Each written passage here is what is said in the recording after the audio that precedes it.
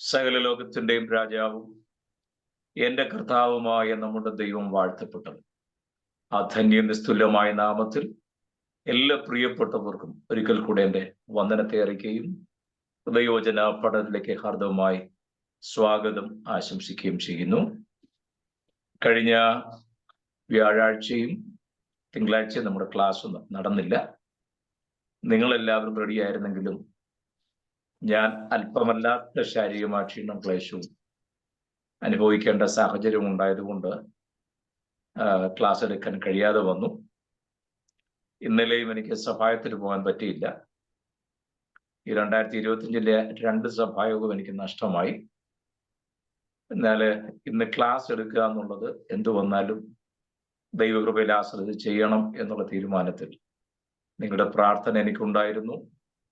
ദൈവം നൽകിയ സൗഖ്യവും വിടുതലും എല്ലാറ്റിനും ദൈവത്തിന് മഹത്വം അർപ്പിക്കുന്നതോടൊപ്പം പ്രാർത്ഥിച്ച് നിങ്ങളെല്ലാവരോടുമുള്ള നന്ദിയെ ഞാൻ ഒരിക്കൽ കൂടി അറിയിക്കുന്നു. ദൈവം നിങ്ങളെയും നിങ്ങളുടെ കുടുംബങ്ങളെയും ശുശ്രൂഷകളെയും ആദരിക്കട്ടെ എന്ന ദൈവസന്നിധിയിൽ പ്രാർത്ഥിക്കുകയും ചെയ്യുന്നു. യേശു ക്രിസ്തുവിന്റെ മടങ്ങിവരവിൽ തന്നോടൊപ്പം എടുത്തുകൊള്ളപ്പെടുന്നവരുടെ യോഗ്യതകൾ എന്ന വിഷയം നമ്മൾ കൈകാര്യം ചെയ്തുകൊണ്ടിരിക്കുക. അതിന്റെ ഓരോരോ പോയിന്റ് വന്ന് കൊലോസ്യ ലേഖനം 2:11 വന്നപ്പോൾ ഭക്തികേടും പ്രപഞ്ച മോഹങ്ങളും വർജിക്കുന്നവർക്ക് മാത്രമേ കർത്താവിന്റെ വരവിങ്കിൽ എടുക്കപ്പെടാൻ കഴിയുകയുള്ളൂ എന്ന ഭാഗം വിശദീകരിച്ചു വന്നപ്പോൾ കൊരിന്ത്യ ലേഖനം ഒഴിവാക്കാൻ കഴിയാത്ത സാഹചര്യം ഉണ്ടായി. ഇപ്പോൾ ഓരോ അധ്യായത്തിലും 15-ാം അധ്യായത്തിലെ പുനരുത്ഥാനം പ്രാപിക്കേണ്ടതിന് 1-ാം അധ്യായം മുതൽ പൗലോസ് എന്തൊക്കെയാണ് പറഞ്ഞു വരുന്നത് എന്നുള്ളതാണ് നാം ചിന്തിച്ചത്. 3-ാം അധ്യായത്തിൽ വന്നപ്പോൾ ആത്മീക ശൈശവത്വം, കാര്യമായിട്ടുള്ളതൊന്നും കഴിക്കാൻ പറ്റാത്ത ആത്മീക ശൈശവത്വം എന്ന വിഷയം നാം തൊട്ടപ്പോൾ ആത്മീക വളർച്ച എന്ന വിഷയം നമ്മൾ പറയേണ്ടതായിട്ട് വന്നു. നമ്മളിങ്ങനെ അടുക്കിന് പഠിച്ചു പോകുന്നത് കൊണ്ടാണ് ഇതൊക്കെ പറയേണ്ടതായിട്ട് വരുന്നത്. അല്ലാതെ കുറച്ച് പോയിന്റ് പറയാനായിരുന്നെങ്കിൽ ഞാൻ പണ്ടേ ഈ സബ്ജക്റ്റ് തീർത്തേനെ. കാരണം ഇത്ര നാളുള്ളിൽ പുള്ളി ആ പോയിന്റ് എല്ലാം പറഞ്ഞു തീർത്തു. എനിക്ക് പോയിന്റ് അല്ല വിഷയം. ഈ ക്ലാസ്സിൽ ഇരിക്കുന്നവരെല്ലാം ഞാൻ ഈ പറയുന്ന വിഷയം അനുസരിച്ച് കാഹളം കേൾക്കുമ്പോൾ കാണണം, അത്രയേ ഉള്ളൂ. പോയിന്റ് 1 ആയാലും വിഷയമില്ല, 100 ആയാലും വിഷയമില്ല. അപ്പൊ ഞാൻ പോയിന്റിന്റെ പുറകെ അല്ല ഈ പോകുന്നത്. പ്രയോജനമുള്ളതൊന്നും മറച്ചു വെക്കാതെ നിങ്ങളുടെ ആത്മജീവിതത്തിനെ പ്രയോജനപ്പെടുന്നതാണെങ്കിൽ ക്ലാസ് എടുക്കേണ്ടത് ഇങ്ങനൊന്നും അല്ല, ഞങ്ങൾ കാണിച്ചു തരാമെന്നൊക്കെ പറയാൻ 100 പേര് കാണും. അത് നിങ്ങൾക്ക് കിട്ടിയ കൃപയ്ക്കനുസരിച്ച് പോയിക്കോ. എനിക്ക് ദൈവം നൽകുന്ന പ്രേരണയ്ക്കും വചനത്തിന്റെ തെളിവും അനുസരിച്ച് മാത്രമേ എനിക്ക് വേദപുസ്തകം കൊണ്ടുപോകാൻ പറ്റൂ. നല്ലട വചനത്തിന് ഞാൻ അങ്ങോട്ടും ഇങ്ങോട്ടും മാറുകയില്ല. അതാണ്. അപ്പൊ അതുകൊണ്ട് നമുക്ക് അതനുസരിച്ച് ഈ ദൈവജനം ചിന്തിക്കുകയും പഠിക്കുകയും ചെയ്യാൻ ദൈവം സഹായിക്കട്ടെ. ദൈവമക്കളെ കർത്താവ് ഉപമിച്ചു പറഞ്ഞ കാര്യങ്ങളാണ് നമ്മൾ ഇപ്പൊ പറഞ്ഞുകൊണ്ടിരിക്കുന്നത്. ഒരു ശിശുവിനോട് ഉപമിച്ചു പറഞ്ഞു. 2, ഒരു കെട്ടിടത്തോട് ഉപമിച്ചു പറഞ്ഞു. അത് രണ്ടും ഞാൻ ഏറെക്കുറെ വിശദീകരിച്ചു എന്നാണ് എൻ്റെ വിശ്വാസം. 3-ാമത്തെ പോയിന്റാണ് നമ്മളും തൊട്ടത്, നട്ടിരിക്കുന്ന വൃക്ഷം. അതാണ് ഇനി വിശദീകരിക്കാനുള്ളതെന്ന് എനിക്ക് തോന്നുന്നു, എൻ്റെ ഓർമ്മ ശരിയെങ്കിൽ. ആണെങ്കിലും അല്ലെങ്കിലും ഞാൻ അവിടെ മുതൽ കണക്ട് ചെയ്ത് പോകാം എന്ന് ആഗ്രഹിക്കുന്നു. നമുക്ക് അതിന് ആധാരമായി അന്ന് വായിച്ച വാക്യം ഒന്നുകൂടെ ഒന്ന് വായിച്ചിട്ട് ഞാൻ അതിൻ്റെ ചില പോയിന്റുകൾ പറഞ്ഞ് വേഗത്തിൽ മുന്നോട്ട് വായിച്ചോളൂ. എഫേസ്യ ലേഖനം 3-ാം അധ്യായത്തിന്റെ 17 മുതൽ 19 വരെയുള്ള വേദഭാഗവും കൊലോസ്യ ലേഖനം 2-ാം അധ്യായത്തിന്റെ 7-ാമത് വാക്യം. എഫേസ്യ ലേഖനം 3-ാം അധ്യായം 17 മുതൽ 19 വരെയുള്ള വാക്യവും കൊലോസ്യ ലേഖനം 2-ാം അധ്യായത്തിന്റെ 7-ാമത് വാക്യവും. ഓക്കെ.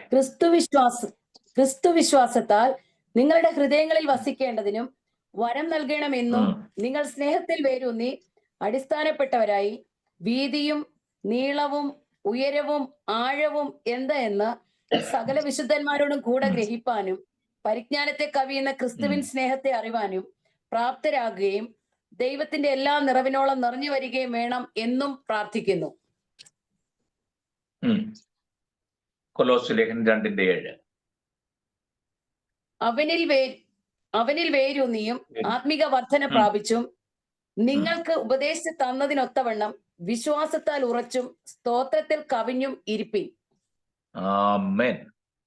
നമ്മൾ എഫേസ്യ ലേഖനത്തിൽ വായിച്ചത് ക്രിസ്തു വിശ്വാസത്താൽ നിങ്ങളുടെ ഹൃദയങ്ങളിൽ വസിക്കേണ്ടതിനും വരം നൽകണമെന്നും. അടുത്തത്, നിങ്ങൾ സ്നേഹത്തിൽ വേരൂന്നി അടിസ്ഥാനപ്പെട്ടവരായി വീതിയും നീളവും ഉയരവും ആഴവും എന്ന് സകല വിശുദ്ധന്മാരോടും കൂടെ ഗ്രഹിപ്പാനും പരിജ്ഞാനത്തെ കവിയുന്ന ക്രിസ്തുവിൻ സ്നേഹത്തെ അറിവാനും പ്രാപ്തരാകയും ദൈവത്തിന്റെ എല്ലാ നിറവിനോളം നിറഞ്ഞു വരികയും വേണമെന്നും പ്രാർത്ഥിക്കുന്നു. നമ്മൾ എഫേസ്യ ലേഖനം ഇപ്പൊ പഠിക്കുന്നില്ല എന്നുള്ളത് കൊണ്ട് ഞാൻ ആ വാക്യത്തിന്റെ സ്ട്രക്ചർ അനുസരിച്ച് പോകാൻ ഇപ്പോൾ ആഗ്രഹിക്കുന്നില്ല.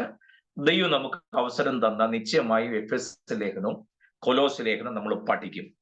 കാരണം ഒരുപക്ഷെ നിങ്ങൾ മുമ്പ് ഇത് പഠിച്ചിട്ടുണ്ടാകാം എന്ന് ഞാൻ വിശ്വസിക്കുന്നു. പക്ഷേ നിങ്ങൾ മുൻപ് കേട്ട് പഠിച്ച രീതിയിലല്ല നമ്മൾ എഫേസ്യ ലേഖനവും കൊലോസ്യ ലേഖനവും പഠിക്കുന്നത്.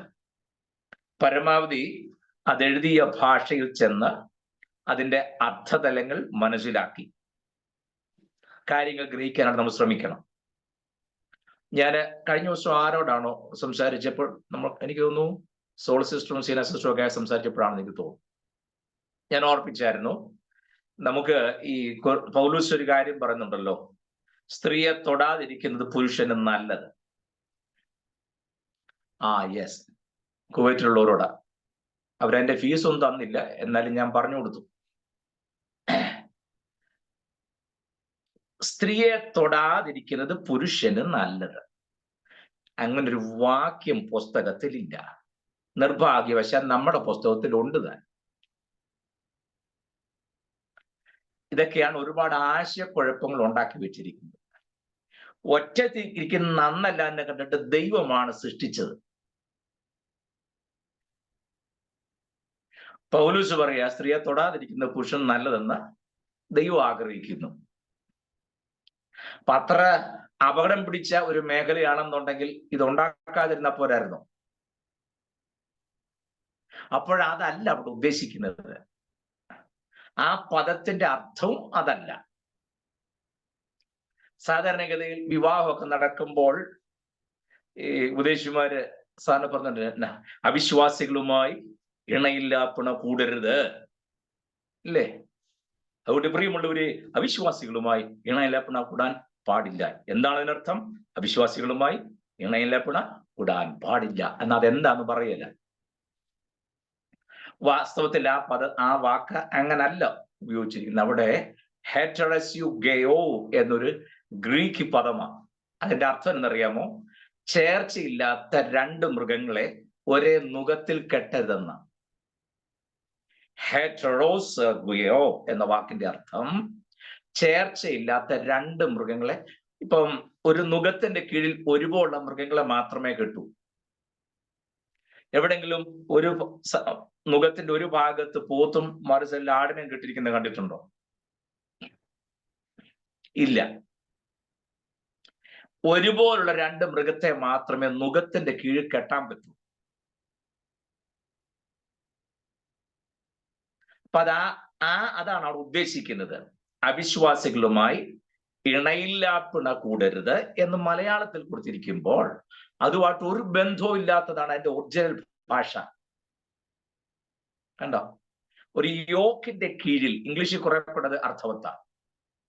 ഒരുപോലെ അല്ലാത്ത വ്യത്യസ്തമായ മൃഗങ്ങളെ കൊണ്ട് കെട്ടരുത് എന്നാണ് പൗലോസ് ഉദ്ദേശിച്ചത്. അതൊക്കെ വേണം വിവാഹ ശുശ്രൂഷയിൽ പറയാൻ. അടുത്ത മാസം 8-ാം തീയതി ഒരു കല്യാണം ഉണ്ട്, പക്ഷെ എനിക്ക് പോകാൻ ഒക്കില്ല. എനിക്ക് അന്ന് വേറൊരു കല്യാണമുള്ള കാരണം പറ്റത്തില്ല. സ്തോത്രം. ആർക്കും മനസ്സിലായില്ല, ഒരാൾ മാത്രം ചിരിച്ചു. മതി, ഒരാൾ ചിരിച്ചല്ലോ. അപ്പൊ ഞാൻ പറഞ്ഞത്, ഭാഷാന്തരങ്ങൾ പദപ്രയോഗത്തിൽ ഒരുപാട് അർത്ഥതലങ്ങൾ മാറി മാറി പോകുന്നു എന്ന് പറയാൻ വേണ്ടി മാത്രം. അപ്പൊ നമ്മള് എഫേസ്യ ലേഖനം പഠിക്കാൻ ദൈവം അനുവദിച്ചാൽ നിശ്ചയമായിട്ടും നമ്മളതിനോട് ഉത്സാഹിക്കും. എഫേസ്യ ലേഖനം നമ്മൾ പഠിക്കും. അന്ന് നിങ്ങൾക്ക് ഒരു പക്ഷേ ഇന്ന് വരെ ഉണ്ടാകാത്ത ഒരുപാട് സംശയങ്ങളും ഉണ്ടാകാൻ സാധ്യതയുണ്ട്. പക്ഷെ ക്ലാസ് തീരുമ്പം ഇതായിരുന്നല്ലോ എഫേസ്യ ലേഖനം എന്ന് നിങ്ങൾ പറയുകയും ചെയ്യും. ദൈവം അനുവദിച്ചാൽ നമുക്ക് ഞാൻ പറഞ്ഞു വന്നത് അതുകൊണ്ടാ ഞാൻ അതിന്റെ ആ ഒറിജിനൽ സ്ട്രക്ചറിലേക്ക് പോകുന്നില്ല. ഈ പോയിന്റ് മാത്രമേ പറയുന്നുള്ളൂ. നമ്മളെ നട്ടതാണ്. മനസ്സിലായോ? എന്തിന്? ഫലം കായ്ക്കാൻ. ചുമ്മാ അങ്ങ് നടുകയല്ലായിരുന്നു. അതിനകത്തെ കല്ല് കട്ട എല്ലാം പെറുക്കിക്കളഞ്ഞ് നിലമെല്ലാം ഒരുക്കി റെഡിയാക്കിയതിന് ശേഷം നമ്മളെ നട്ടു. എന്തിനു വേണ്ടി? ഫലം കായ്ക്കാൻ. സ്തോത്രം. കർത്താവ് അങ്ങനെ ഒരു ഉപമ പറഞ്ഞില്ലേ? നല്ല വൃക്ഷം, നല്ല മുന്തിരിത്തോട്ടം നട്ടുണ്ടാക്കി. പക്ഷേ കായ്ച്ചതോ കാട്ടുമുന്തിരിങ്ങ അത്രേ. യെശയ്യാ 5-ാം അധ്യായത്തിൽ നമ്മളിത് കാണുന്നുണ്ട്. ഞാൻ ചോദിക്കട്ടെ, നല്ല മുന്തിരിത്തോട്ടം നട്ടത് നല്ല വക മുന്തിരിവള്ളി, പക്ഷെ കായ്ച്ചത് കാട്ടുമുന്തിരിങ്ങ. അതെങ്ങനെയാ?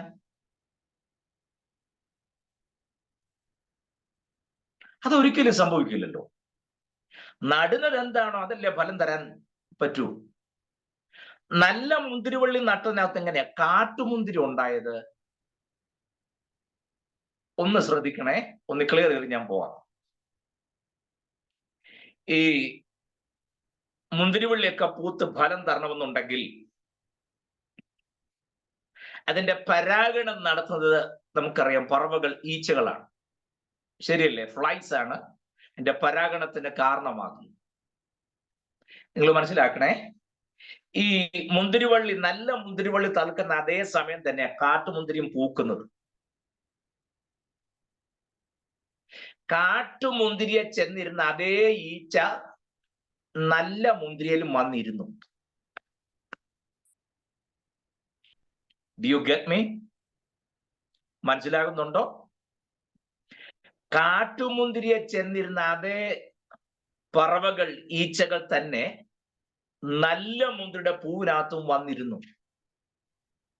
വന്ന് വീണതോ കാട്ടുമുന്തിരിയുടെ പൂമ്പൊടി. ഫലം കായ്ച്ചപ്പോൾ കാട്ടുമുന്തിരിങ്ങ. നിങ്ങൾക്കൊരു സംശയം, പാസ്റ്റർ എങ്ങോട്ടായി കൊണ്ടുപോകുന്നതെന്ന് പറയാം. കർത്താവ് വീര്യപ്രവൃത്തികളൊക്കെ ചെയ്തപ്പോൾ തന്നെ ആക്ഷേപിച്ച് പരീശന്മാരും ചുറ്റും നിന്ന് ഒരു കാര്യം പറഞ്ഞു. ഇവൻ ഭൂതങ്ങളെ കൊണ്ട്, ബേൽസെബൂലിനെ കൊണ്ടാണ് ഇതൊക്കെ ചെയ്യിക്കുന്നത്. കണ്ടോ?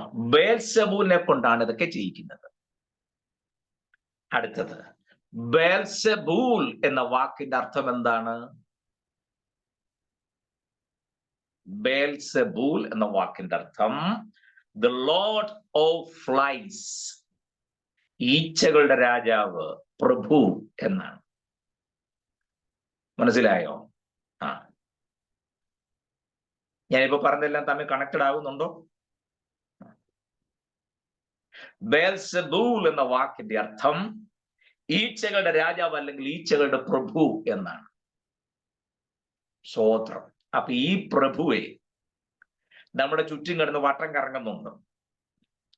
കൂടുതൽ സമയം അവനെ കാട്ടുമുന്തിരിയെ ചെലവഴിച്ചിട്ട് നാട്ടുമുന്തിരിയെ വന്നിരിക്കുമ്പോൾ അധ്വാനിക്കാഞ്ഞിട്ടല്ല, പ്രയത്നിക്കാഞ്ഞിട്ടല്ല, പണം ചെലവാക്കാഞ്ഞിട്ടല്ല, പ്രതീക്ഷയോടെ കാത്തിരുന്ന പല തലമുറകളിൽ നിന്നും ലഭിച്ചതൊക്കെ കാട്ടുമുന്തിരിയാകാൻ കാരണം ഇത് അങ്ങോട്ട് പോയിട്ടല്ല. ഇങ്ങനെ പറന്നടക്കുന്ന ബേൽസെബൂലിന്റെ ശക്തികളും അവന്റെ കൂട്ടവും ഉണ്ട്. അവന്മാരാണ് ഈ പ്രശ്നമൊക്കെ ഉണ്ടാക്കുന്നത്. മനസ്സിലാകുന്നുണ്ടോ?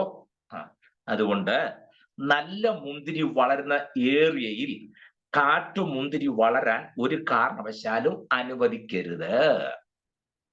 ഇപ്പൊ ക്ലിയർ ആകുന്നുണ്ടോ? നിങ്ങൾ മുഖം വാടുകയും അസ്വസ്ഥരാകുകയും ഒക്കെ ചെയ്യും. ഞാൻ പതുക്കെ വരുന്നുള്ളൂ. ഒന്നാതെ പനി കഴിഞ്ഞ് വന്നിരുന്നായതുകൊണ്ട് ഞാൻ സമാധാനത്തോടെ പറഞ്ഞു പോട്ടെ. ആവശ്യമില്ലാത്ത ഇടപാടും സിസ്റ്റവും ഒക്കെ നമ്മുടെ ദൈവസഭയ്ക്കകത്ത് വന്ന് കയറിയതിന്റെ അനന്തര ഫലമാണ് കായ്ക്കുന്നതെല്ലാം കാട്ടുമുന്തിരിയാകുന്നത്. നട്ടത് കാട്ടുമുന്തിരിയായിട്ടല്ല, നല്ല ഫലത്തിൽ ഔട്ട്സൈഡിലുള്ള കാട്ടുമുന്തിരിയുടെ പൂമ്പൊടി അകത്ത് വരുന്നതിന് ബേൽസെബൂൽ വഴി ഒരുക്കി കൊടുത്തതാണ് ഇതിനെല്ലാം കാരണം. വേർപെട്ട ദൈവമക്കളുടെ ഇടയിൽ കാണാത്ത മുഴുവൻ സിസ്റ്റവും ഇന്നിപ്പോ ദൈവസഭയ്ക്കകത്ത് വന്നു വന്ന് ബേബി ഷവർ വരെ വന്നില്ലേ? ഇല്ലേ? ആ ഈ എൻഗേജ്മെന്റ് അല്ലല്ലോ, വേറെ തോന്നുന്നുണ്ടോ ഈ ഡേറ്റ് ബ്ലോക്ക് ചെയ്യുന്ന ഒരു പരിപാടി. എന്തോ save the date, save the date, save the date. Save the date. അതിന് എൻഗേജ്മെന്റ് പോലും നടക്കുന്നതിന് പെണ്ണും ചെറുക്കൊണ്ട് പോയി ആറ്റുതീരത്തോ മലയുടെ മണ്ടയ്ക്കോ വള്ളത്തേലൊക്കെ കയറുന്നുണ്ട് സർവ്വസാഹസവും കാണിക്കും. അതെല്ലാം ഫോട്ടോയും വീഡിയോ എടുത്തേച്ച് ഫേസ്ബുക്കിനൊക്കെ പോസ്റ്റ് ചെയ്യുക. Save the date. സ്വോത്രം. എനിക്ക് നല്ല ആത്മീയ അന്തരീക്ഷമൊക്കെ വരുന്നുണ്ട് ഇത് പറയുമ്പോൾ. ഞാനങ്ങ് ഉള്ളി രക്തം ജയം ഗ്ലോറിയും പറഞ്ഞങ്ങ് ഇരിക്കുക. സ്വോത്രം. കാരണം നടക്കാൻ പോകുന്ന വിവാഹത്തിന്റെ മഹത്വം, മനോഹാരിതയും ശ്രേഷ്ഠതയും വല്ലതും അറിഞ്ഞിട്ടാണോ ഈ പണിയെല്ലാം കാണിക്കുന്നത്? കണ്ടോ? ലജ്ജയായതിൽ അവർക്ക് മാനം തോന്നുന്നു. സ്തോത്രം. Praise the Lord. സ്തോത്രം. നമ്മുടെ തലമുറകളുടെയൊക്കെ ജീവിതം ആരംഭിക്കുന്നത് ദൈവാത്മാവിന്റെ നിറവിലും ദൈവ സാന്നിധ്യത്തിലും ഒക്കെ ആയിരിക്കട്ടെ. പ്രേശാമ്പതിന്റെ മോടെ വിവാഹം ഡിസംബർ 8-ാം തീയതി നടക്കുക കോട്ടയത്ത് വെച്ച്. നാളുകളായിട്ട് അവർ പ്രാർത്ഥിക്കുക. ഞാൻ ആ കല്യാണത്തിന്റെ കാര്യമാണ് പറഞ്ഞത്. എന്നെ ക്ഷണിച്ചു. അന്ന് തന്നെ എനിക്ക് വേറൊരു കല്യാണം. ആ കല്യാണം മോളെ കെട്ടാൻ പോണ ചെറുക്കിന്റെ കല്യാണം. രണ്ടും ഒന്ന് തന്നെയാണ്. Praise the Lord. ഞാൻ പറഞ്ഞത് എന്തെന്നറിയാമോ? എനിക്ക് രണ്ടുപേരെയും നന്നായിട്ട് അറിയാം, ഏറെക്കുറെ. സ്തോത്രം. അതിന്റെ അറേഞ്ച്മെന്റ്സ് എല്ലാം ഇപ്പോഴേ എനിക്ക് ഏറെക്കുറെ എങ്ങനെയാണെന്ന് അറിയാം. വളരെ സിസ്റ്റമാറ്റിക്കലായി ദൈവ സാന്നിധ്യത്തിൽ ആ വിവാഹം നടക്കാൻ പോകും. സ്വാതന്ത്ര്യമുള്ളവരായതുകൊണ്ടാണ് അങ്ങനെയൊക്കെ പറഞ്ഞത്. തെറ്റിദ്ധരിക്കുകയും ചെയ്യരുത്. ഇതിനകത്ത് സേവ് ദ ഡേറ്റും ഇല്ല, അത് കഴിഞ്ഞ് ബേബി ഷവറിനും ഇല്ല, ഒന്നിനും ഇല്ല. സ്തോത്രം. ദൈവകൃപയുള്ള ഒരു പൈതലായതുകൊണ്ട് അവന് നിലത്ത് വയ്ക്കാൻ സമയമില്ല. ശുശ്രൂഷയും ക്ലാസ്സും വചന ശുശ്രൂഷയും ഡിബേറ്റും ഒക്കെയായി ദൈവത്തിന് വേണ്ടി അധികമായി പുനപ്പെടുന്ന നല്ലൊരു തലമുറ. അതൊക്കെ കാണുമ്പോൾ നമ്മുടെ ഹൃദയം സന്തോഷിക്കുകയും ദൈവത്തിന് മഹത്വം കരറ്റുകയും ഒക്കെ ചെയ്യുന്നത്. പോട്ടെ, ഞാൻ ഒത്തിരി അങ്ങനെ വഴിമാറി പോകുന്നില്ല. അപ്പോൾ വേരൂന്നി വളരണം, ഫലം കായ്ക്കത്തക്ക നിലയിൽ. അതാണ് ആഗ്രഹിക്കുന്നത്. നട്ടിരിക്കുന്നത് നല്ല തോട്ടത്തില്ല. ഒരു കാരണവശാലും കാട്ടുമുന്തിരി കായ്ക്കാൻ പാടില്ല. അങ്ങനെ വരാതിരിക്കണമെന്നുണ്ടെങ്കിൽ ചാഞ്ഞു കിടക്കുന്ന കാട്ടുമുന്തിരി കൊമ്പെല്ലാം മുറിക്കണം. സ്തോത്രം. ഒപ്പം അകത്തും ചെത്തൽ ഉണ്ടാകണം. അതിന് സമ്മതിക്കുകയല്ലോ. അധികം ഫലം കായ്ക്കണ്ട് ചെത്തിപിടിപ്പാക്കാനായിട്ട് അരിവ കയ്യിലെടുക്കുമ്പോഴേ പാസ്റ്ററെ അട്ടപ്പാടിക്ക് സ്ഥലം മാറ്റും, പിന്നല്ല ചെത്തിപിടിപ്പാക്കുന്നത്. ഇവിടെ ഞങ്ങൾക്കറിയാം എങ്ങനെയാണ്. ഞങ്ങൾ നാളുകളായിട്ട് ഈ തോട്ടത്തിൽ നിൽക്കുന്നവരാ. ഇന്ന് വരെ ഒരു ഉപദേശം ഞങ്ങളുടെ നേരെ അരിവായും കൊണ്ട് വന്നിട്ടില്ല. പിന്നെ പുള്ളിക്ക് മാത്രം കുറച്ചുകൂടെ ചെത്തണം തന്നെ എത്ര തോന്നൽ. വേണ്ടെന്നേ, തൊടണ്ട. സ്തോത്രം. ഞാൻ ഇങ്ങനെയൊക്കെ പറയുന്നത് മനസ്സിലാവുന്നുണ്ടല്ലോ? അതോ മനസ്സിലാകാഞ്ഞിട്ടാണോ എന്നെ പൊട്ടം കളിപ്പിക്കുകയാണോ? അല്ല. സ്തോത്രം. അപ്പൊ നമ്മളെ നട്ടിരിക്കുകയാണേ. ഓർത്തോണം, നമ്മൾ തന്നെ അങ്ങ് ഉണ്ടായി വന്നതല്ല, നമ്മെ നട്ടതാ. മനസ്സിലായോ? പുറംപറമ്പിൽ കിടന്ന നമ്മെ പറുദീസ വാസം നൽകി. വെളിക്കിടന്ന് നമ്മെ എടുത്തേ ഇതിനകത്ത് നട്ടെന്ന രാജാവിൻ വംശമാക്കി, രാജകീയ പുരോഹിത വർഗമാക്കി മാറ്റി എന്നൊക്കെയാ പാട്ടുകാർ പറയുന്നത്. സ്തോത്രം. അപ്പൊ നമ്മൾ ഇതിനകത്ത് നട്ടു ഫലം കായ്ക്കാൻ വേണ്ടി. ഒരു കാരണവശാലും കാട്ടുമുന്തിരി കായ്ക്കരുത്. യജമാനൻ ആഗ്രഹിക്കുന്ന ഫലം കൊടുക്കുന്ന നിലയിലായിരിക്കണം. ഇങ്ങനെയൊക്കെ ആണെങ്കിലൊക്കെ പോക്ക് നടക്കുള്ളൂ. അല്ല തന്നെ പിന്നെ കളിച്ച് നടന്നിച്ചൊക്കെ കാളെ കേൾക്കും പോന്ന് പറഞ്ഞാൽ ഒന്നും നടക്കുന്ന കേസ് അല്ല. സ്തോത്രം. ഇതിനകത്ത് നട്ട് വളർത്തുന്നവന് ഒരു പ്രാവശ്യമെങ്കിലും ഫലം എടുക്കാൻ പറ്റുന്നില്ല എന്നുണ്ടെങ്കിൽ നോക്കും, മേലെ കായ്ക്കുന്നില്ലേ വെട്ടിക്കളയുകയും ചെയ്യും. സ്തോത്രം.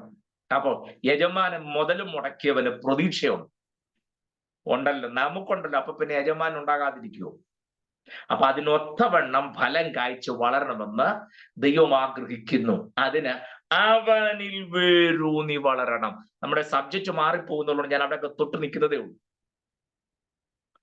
സ്തോത്രം. കണ്ടോ അതെങ്ങനെ? കൊലോസ്യർ 2:7 വാക്യം നമ്മൾ എങ്ങനെയാ വായിച്ചേ? വാക്യം കളഞ്ഞോ? ഞാൻ തൊട്ടു പോകുന്നുള്ളൂ, അവിടെ വിശദീകരിക്കുന്നില്ല. വാക്യം ഒന്ന് പറഞ്ഞു പോകാം. അവനിൽ വായിച്ചോളൂ. എന്തിന് അവനിൽ വേരൂന്നിയാൽ ആത്മീക വർധനവുണ്ടാകും. ഞാന് ഒരു ചോദ്യം നിങ്ങളുടെ മുമ്പാകെ വെച്ചിട്ട് ഉത്തരം നിങ്ങളോട് തന്നെ പറയണം. കൃപയാൽ 2025 എന്ന വർഷത്തിന്റെ 2ാം ആഴ്ചയിലാണ് ഞാൻ നിങ്ങൾ നിൽക്കുന്നത്. ശരിയല്ലേ? ഇന്ന് 13 അല്ലേ? യെസ്, കൃത്യം 2 ആഴ്ച. പോയ ഒരു വർഷത്തെ ഒന്ന് വിലയിരുത്തിയാൽ യജമാനു വേണ്ടി എത്രത്തോളം നമുക്ക് ഫലം കായ്ക്കാൻ കഴിഞ്ഞു എന്നുള്ളത് സ്വയമേവ ഒന്ന് വിലയിരുത്തുന്ന നന്നായിരിക്കും. എനിക്കൊന്നും ചെയ്യാൻ പറ്റിയില്ല, ഫലം കായ്ക്കാൻ പറ്റിയില്ല, അടുത്ത വർഷം ഞാൻ കായ്ച്ചോളാം, അതല്ല ഞാൻ ചോദിച്ചത്. അതൊട്ട് കേൾക്കുകയും വേണ്ട. അടുത്ത വർഷം അത് തന്നെയല്ലേ പറഞ്ഞത്, പിന്നിപ്പം തന്നെ ഇപ്പൊ അത് കേൾക്കുന്നു. നമ്മൾ അടുത്ത വർഷം അത് തന്നെ പറത്തോളൂ. 25 എനിക്കൊന്നും ചെയ്യാൻ പറ്റിയില്ല, 26 ചെയ്തോളാം. അങ്ങ് പോകുന്നത് വരെ നമ്മൾ ഈ സാക്ഷ്യം പറഞ്ഞുകൊണ്ടിരിക്കും. എനിക്കത് കേൾക്കുകയേ വേണ്ട. പ്രായോഗികമായി നിങ്ങൾ ആലോചിച്ചിട്ട് പറയണം, എത്രത്തോളം ഫലം കായ്ക്കാൻ പറ്റി. പോട്ടെ, അനുഭവിച്ച രക്ഷയുടെ സന്തോഷം എത്ര പേരോട് പങ്കുവെക്കാൻ പറ്റി? നാം അനുഭവിക്കുന്ന ദൈവിക സമാധാന സന്തോഷവും നമ്മോടൊപ്പം ജോലി ചെയ്യുന്ന നമ്മുടെ എന്താ പറയാ സറൗണ്ടിങ്സിലുള്ള എത്ര പേരുമായി പങ്കുവെക്കാൻ പറ്റി എന്നുള്ളത് ഒന്ന് സ്വയം വിലയിരുത്തി ദൈവത്തോട് മറുപടി പറയണം. എന്നോട് പറയേണ്ടതായിട്ടില്ല കേട്ടോ. അവനിൽ വേരൂന്നിയാൽ ആത്മീക വർധനവ് നമുക്കുണ്ടാകും. കഴിഞ്ഞ വർഷത്തെ അപേക്ഷിച്ച് ഈ പുതുവർഷത്തിൽ നമുക്കുണ്ടായ ആത്മീക വർധനവ് ഏതൊക്കെയാണ്? ഏതെല്ലാം തലങ്ങളിൽ ആത്മീക വർധനവ് നമുക്കുണ്ടായി? ക്ലാസ് ആണെങ്കിലും we have to search ourselves. ഏതെല്ലാം തലത്തിൽ നമുക്ക് ആത്മീക വർധനവ് ഉണ്ടായി? നമ്മുടെ പ്രാർത്ഥനാ ജീവിതത്തിൽ, നമ്മുടെ പേഴ്സണൽ പ്രയറിൽ, ദൈവവചന ധ്യാനത്തിൽ, അല്ല നമ്മുടെ ഉപവാസത്തിൽ, നമ്മുടെ ആരാധനയിൽ, നാം പ്രാപിച്ച ദൈവകൃപയിൽ, ദൈവനിൽ പകർന്ന കൃപ ജ്വലിപ്പിക്കുന്നതിൽ.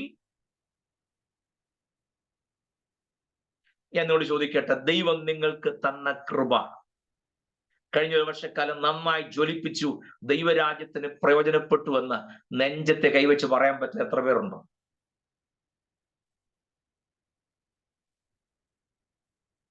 നിങ്ങളുടെ ഉള്ളിൽ ദൈവം പകർന്ന കൃപ നിങ്ങൾ പ്രയോജനപ്പെടുത്തി എന്ന് ധൈര്യമായി പറയാൻ കഴിയുമോ എന്നാണ് എൻ്റെ ചോദ്യം.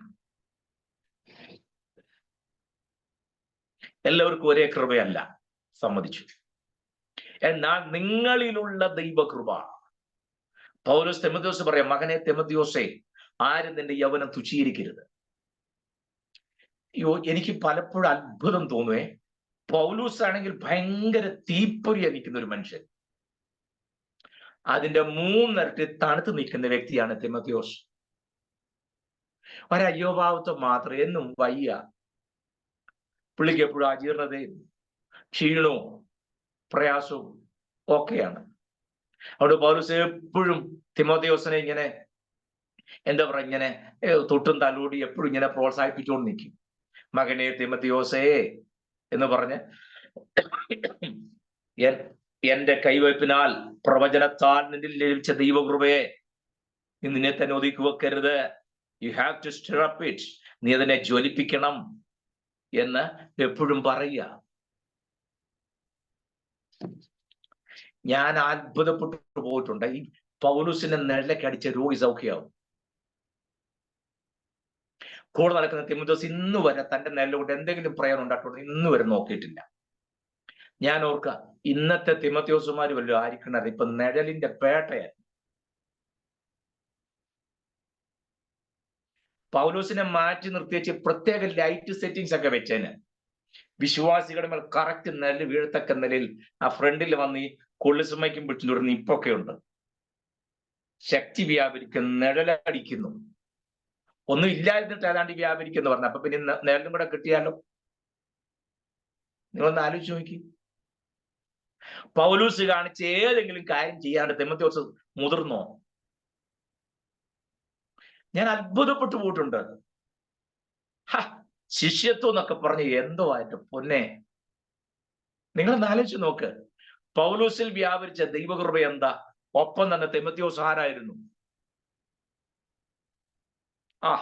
തിമോഥെയോസിന്റെ ലാസ്റ്റ് ഒക്കെ ചിന്തിക്കുന്നതിന് അപ്പുറത്താ. പക്ഷെ ഒരിക്കൽ പോലും യജമാനെ ഓവർടേക്ക് ചെയ്ത് അത് നീ പൗലോസ് ഒരിക്കലേ ഉള്ളു, ഇനി ഞാനാണ് ഇവിടെ ഉള്ളത്, ഞാൻ കൈകാര്യം ചെയ്തോളാം എന്നും പറഞ്ഞു. അതൊക്കെ എനിക്ക് പലപ്പോഴും ഞാൻ ഇങ്ങനെ ഒറ്റയ്ക്ക് ചിന്തിച്ച് അന്തം വിട്ടിട്ടുണ്ട്. തിമോഥെയോസിനെ പൗലോസ് എങ്ങനെ കൂടെ കൊണ്ടു നടന്നു, എങ്ങനെ ഇവനെ പരുവത്തിലാക്കിയെടുത്ത് ഞാൻ ചിന്തിച്ചിട്ടുണ്ട്. സ്തോത്രം. ഞാൻ നിങ്ങളോട് ചോദിക്കുന്നു, ദയവായി ഞാൻ ഇപ്പോൾ പറഞ്ഞ ചോദ്യം നിങ്ങൾ നെഗ്ലക്ട് ചെയ്യരുത്. ഇനി ഇല്ല, നമുക്ക് ഇതുവരെയും അത് ജ്വലിപ്പിക്കാൻ കഴിഞ്ഞിട്ടില്ല എന്നുണ്ടെങ്കിൽ ദയവായി separate A time for that. അല്പസമയം നിങ്ങൾ പേഴ്സണൽ ലൈഫിൽ ഒന്ന് മാറ്റി വെച്ചിട്ട് ദൈവത്തിലിരിക്കണം, ദൈവത്തോട് പ്രാർത്ഥിക്കണം. നമ്മൾ എയർപോർട്ടിലും റെയിൽവേ സ്റ്റേഷനിലൊക്കെ ചെല്ലുമ്പോൾ നമ്മൾ കാണുന്ന ഒരു കാഴ്ചയുണ്ട്. യൂസ് മീ എന്ന് എഴുതിയിട്ടൊരു സാധനം നിങ്ങൾ എപ്പോഴും ശ്രദ്ധിച്ചിട്ടുണ്ടോ? റെയിൽവേ സ്റ്റേഷനിലും കാണാം, എയർപോർട്ടിലും ഒക്കെ കാണാം. നമ്മൾ കുടിച്ച കുപ്പിയും ഭക്ഷണത്തിന്റെ അവശിഷ്ടമൊക്കെ അവിടെ ഇവിടെ വലിച്ചെറിയാതെ നിക്ഷേപിക്കാൻ ഓരോരോ പാത്രം വെച്ചേക്കുക, ഓരോ ബക്കറ്റ്. ആ ബക്കറ്റ് എഴുതിയിട്ടുണ്ട് യൂസ് മീ, എന്നെ ഉപയോഗിക്കണം. That's enough. എവിടെയും ആരും എന്നും വലിച്ചെറിഞ്ഞതായിക്കൊള്ളട്ടെ, പറയണം യൂസ് മീ യോ ലോർഡ്, എന്നെ ഉപയോഗിക്കണമേ. ഇതിനു വേണ്ടിയിട്ടാണോ? I am ready. എന്തിനായിരുന്നാലും ശരി, കർത്താവ് നീ എന്നെ ഉപയോഗിക്കണമേ, എന്നെ ഉപയോഗിക്കണമേ. എന്റെ ആയുസ്സിൽ ദൈവം എന്നെ കുറിച്ച് എന്താണ് ആഗ്രഹിക്കുന്നത്, ആ നിലയിൽ ഞാൻ ആയിത്തീർന്നത് എന്നെ ഉപയോഗിക്കണമേ എന്ന് ആത്മാർത്ഥമായി. ദയവായി വേറൊരാൾ ചെയ്തിരിക്കുന്ന കണ്ടിട്ട് കോപ്പി അടിച്ച് അതിന്റെ പുറകെ പോകാൻ ശ്രമിക്കരുത്. Don't do that. ദൈവത്തിന് എപ്പോഴും ഒരാൾ മതിയല്ലോ, മതി. നിങ്ങളാകാൻ ശ്രമിക്കണം. പൗലോസ് പറഞ്ഞല്ലോ, ഞാൻ ആകുന്നത് കൃപയാലാകും. സ്തോത്രം. എനിക്ക് അങ്ങോട്ടൊക്കെ പോയി കഴിഞ്ഞാൽ ചിലപ്പോ എന്റെ ചങ്ക് തരും, ഞാൻ അങ്ങോട്ടൊന്നും പോകുന്നില്ല. പൗലോസ് സഹിച്ച കഷ്ടതയും ഒന്നാം മിഷണറി യാത്ര കഴിഞ്ഞ് ആ വരുന്ന രംഗമൊക്കെ നിങ്ങളൊന്ന് ആത്മാർത്ഥമായിട്ടൊന്ന് പഠിച്ചു നോക്കണേ. എത്രയോ കിലോമീറ്റർ യാത്ര ചെയ്ത് വന്ന് വീട്ടിൽ വന്നപ്പോൾ പൗലോസിനുണ്ടാകുന്ന ശാരീരികമായിരിക്കുന്ന അസ്വസ്ഥതകൾ, കാലെല്ലാം നീര് വെച്ച് ശരീരം ഒന്നുകൂടെ ഒന്ന് കുനിഞ്ഞ് കണ്ണിക്കൂടെ കൂടെ വെള്ളമൊക്കെ ചാടി ശരീരം മുഴുവനും അസ്വസ്ഥതയാണ്. ഇത്ര ദേശത്തെല്ലാം പോയി അതിന്റെ കണക്കിട്ടാ മതി എന്ന് പറഞ്ഞിരിക്കുകയല്ല. വന്ന് കയറി കഴിഞ്ഞ് ഉടനെ പറയാ, നമ്മൾ ആദ്യം പോയോടത്തെ സഭയിലെ വിശ്വാസികളുടെ സ്ഥിതി എന്തായിരിക്കും, നമുക്കൊന്ന് പോയാലോ. അവരെങ്ങനെ ഇരിക്കുന്നെന്ന് അറിയാൻ ഉണ്ടോ? സഭകളെ കുറിച്ചുള്ള ചിന്താഭാരം എന്ന തിരക്കും എനിക്കുണ്ടായിരുന്നു. താൻ നേടിയ ദൈവമക്കളുടെ ഇപ്പോഴത്തെ ആത്മീയ നിലവാരം എങ്ങനെ ഇരിക്കുന്നു എന്ന് അറിയാനായിട്ടുള്ള ഒരു ഭാരം. എനിക്കറിയാം, ഞാൻ ഒത്തിരി ടോപ്പിക് നിങ്ങൾ മാറിപ്പോന്നു, പക്ഷെ അത് പറയാൻ പരിശുദ്ധാത്മാവിനുള്ളിൽ പ്രേരണ തന്നുകൊണ്ട് ഞാൻ പറഞ്ഞു പോകുന്നതാ. നിങ്ങൾ ക്ഷമിക്കുമല്ലോ. പ്രയോജനപ്പെടുമെന്ന് എന്റെ വിശ്വാസം. ഞാൻ ആഗ്രഹിച്ച ഒറ്റ കാര്യം ഇതേ ഉള്ളൂ. മറ്റൊന്നും നടന്നില്ലെങ്കിലും നിങ്ങളുടെ ഉള്ളിൽ ദൈവം പകർന്ന ദൈവകൃപ എത്രത്തോളം നിങ്ങൾ ഉപയോഗിച്ചു എന്നുള്ള കാര്യത്തിൽ നിശ്ചയമായും കണക്ക് കൊടുത്തേ പറ്റൂ. നിശ്ചയമായിട്ടും കണക്ക് കൊടുക്കണം. ഞാൻ നിന്നോട് കണക്കെടുക്കുന്ന നാളിൽ നിന്റെ കരങ്ങൾ ബലപ്പെട്ടിരിക്കുന്നു. കണക്ക് കൊടുക്കണം. അതല്ലാതെ ഒരു രക്ഷയില്ല. ഏനം തിരിച്ച് കൃത്യമായി കണക്ക് കൊടുക്കണം. അല്ലാതെ നോ രക്ഷ, ഷോർട്ട് കട്ടില്ല. അതുകൊണ്ട് നമ്മാലാവോളം ഞാൻ എപ്പോഴും ഓർക്കും, പൗലോസ് സ്ഥലം മാറിപ്പോകുന്ന കാര്യം പറയുമ്പോൾ റോമാലേഖനത്തിൽ 15 പറയാണ്, ഇനി എനിക്കിവിടെ ഇടമില്ലായകയാൽ ഞാൻ മാസിഡോണിയയിലേക്ക് പോകാനായിട്ട് ആഗ്രഹിക്കും. സ്പാനിയ വഴി വന്നിട്ട് എനിക്ക് പോകണം. ഉറപ്പുണ്ട് പൗലോസിന്, ഞാൻ ഇവിടെ കയറി ഇറങ്ങാനും ഞാൻ സുവിശേഷം പറയാത്ത ഒറ്റ മനുഷ്യനില്ല, ഞാൻ കയറാത്ത വീടില്ല എന്ന് ഉറപ്പാക്കിയിട്ട് അടുത്ത സ്ഥലത്തേക്ക് പോകുന്നത്. ആ വാക്യൊക്കെ വായിക്കുമ്പം നെഞ്ചത്ത് കൂടെ തന്നെ അടിക്കുന്നത് പോലെ. നമുക്ക് തന്റെ ഇടമുണ്ടോ പറയാൻ? എന്റെ ചുറ്റുപാട് ഞാൻ കയറി സുവിശേഷം പറയാത്ത ഒരൊറ്റ വീടില്ല, ഞാൻ പ്രാർത്ഥിക്കാത്ത ഒരൊറ്റ വീടില്ലെന്ന് പറയാൻ നമുക്ക് പറ്റുമോ? പോട്ടെ, അയൽവക്കംകാരൊക്കെ ആണെന്നേലും അറിയാമോ? സുവിശേഷം പറഞ്ഞ അവിടെ നിൽക്കട്ടെ. അയൽവക്കത്ത് താമസിക്കുന്ന ആൾക്കാർ ആരൊക്കെയാണെന്നും അവരെന്താ ഏതാണെന്ന് വല്ല ഐഡിയയും നമുക്കുണ്ടോ? സ്തോത്രം.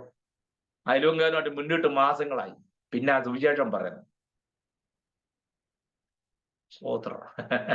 സ്ത്രീയരെ അങ്ങനെ ആകരുത്. നിങ്ങളെല്ലാം അങ്ങനെ ആണെന്നുള്ള അർത്ഥത്തിലല്ല ഞാൻ പറഞ്ഞു കേട്ടിരുന്നത്. ഞാൻ പൊതുവേ ഉള്ളൊരർത്ഥം പറഞ്ഞെന്ന് മാത്രമല്ല, നിങ്ങളാരും അയൽവക്കാരോട് മിണ്ടാതെ വാശിയും വൈരവും നടക്കുന്നവരാണെന്നുള്ള അർത്ഥത്തിലല്ല ഞാൻ പറഞ്ഞു. നിങ്ങൾ അങ്ങനെ ചിന്തിച്ച് കാട് കയറി പോകരുത്. നമ്മുടെ ആത്മീയരെന്ന് പറയുന്നവർ എപ്പോഴും മറ്റുള്ളവർക്ക് ആക്സസ് ഉള്ളവരായിരിക്കണം എന്ന് ഞാൻ ഉദ്ദേശിച്ചുള്ളൂ. മടങ്ങിപ്പോ വരാം നമുക്ക്. അപ്പോൾ അവനിൽ വേരൂന്നി വളരണം. കാരണം നമ്മെ നട്ടതാണ്. പൗലോസ് അതുകൊണ്ടാണ് പറഞ്ഞത്, നട്ടവനും നനച്ചവനും ഏതുമില്ല, വളരുമാറാക്കുന്നതോ ദൈവമത്രേ. അതുകൊണ്ട് നമ്മളെ നട്ടതുകൊണ്ട് വളർന്നിട്ടുണ്ടെങ്കിൽ കൃപയാൽ ദൈവമക്കളീത്തത്തോളൊക്കെ ആയി തിരുവന്തക്കൊണ്ണമായി ദൈവം എന്നെ സഹായിച്ചു എന്നൊന്നും പറഞ്ഞ് നമ്മൾ ഞെളിയൊന്നും വേണ്ട. എന്തെങ്കിലും ആയിട്ടുണ്ടെങ്കിൽ ദൈവം ആക്കിയതാണ്, അത്രയേ ഉള്ളൂ. അപ്പോൾ ദൈവസഭയെ ശിശുവിനോട് ഉപമിച്ചു, കെട്ടിടത്തോട് ഉപമിച്ചു, മൂന്നാമതായി നട്ടിരിക്കുന്ന വൃക്ഷത്തോട് ഉപമിച്ചു. എന്തിനാണ് നട്ടത്? ഫലം കായ്ക്കാൻ. ഒരു കാര്യം ഞാൻ പറഞ്ഞ ആ ഭാഗത്തുനിന്ന് മാറാം. ദൈവം നമ്മിൽ ഫലം പ്രതീക്ഷിക്കുന്നു. നിങ്ങൾ ഫലം കായ്ക്കേണ്ടതിനും നിങ്ങളുടെ ഫലം നിലനിൽക്കേണ്ടതിനും പല പ്രാവശ്യം ഞാൻ ഓർപ്പിച്ചിട്ടുണ്ട്. നമ്മുടെ ക്ലാസ്സിൽ പലപ്പോഴും ഈ പോയിന്റ് ഒരു 100 പ്രാവശ്യം കയറി വന്നിട്ടുണ്ട്. ആവർത്തിക്കുകയാണെന്ന് എനിക്കറിയാം. ഞാൻ വീണ്ടും ഒന്നുകൂടെ പറയും. കാരണം പലതവണ ഞാൻ പറഞ്ഞിട്ടുള്ളത് പോലെ നമ്മുടെ വാഴ്ത്തപ്പെട്ട കർത്താവിന് ഞാൻ മുൻപേ പറഞ്ഞ വരത്തേക്കാൾ ഇമ്പോർട്ടൻസ് ഫലത്തിനാണ്. അതുകൊണ്ട് വരത്തേക്കാൾ ഫലത്തിനാണ് ദൈവം പ്രാധാന്യം കൽപ്പിക്കുന്നത്. മനസ്സിലാകുന്നോ ഞാൻ പറഞ്ഞത്? വരങ്ങളൊക്കെ നിന്നു പോകാം, ഫലം നിൽക്കാൻ പാടില്ല. നമ്മെ നിത്യതയിൽ എത്തിക്കുന്നത് വരങ്ങളല്ല, ഫലങ്ങളാണ്. Praise the Lord. നമ്മെ നിത്യതയ്ക്ക് അവകാശികളാക്കുന്നത് വരങ്ങളല്ല.